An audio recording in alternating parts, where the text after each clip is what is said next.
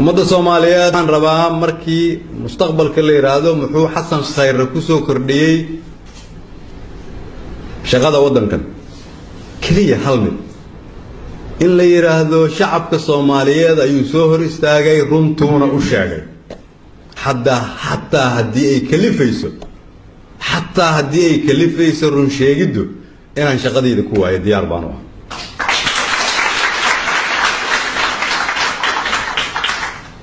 qof walba Soomaaliyeed oo maqlaysa iyo idinkaba waxaan idin sheegayaa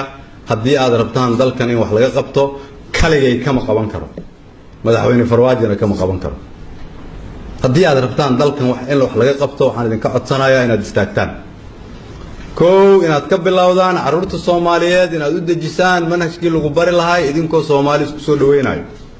labo inaad kulligiin is abaabushaan oo istaagtaan oo la xisaabtantaan dawladda Soomaaliyeed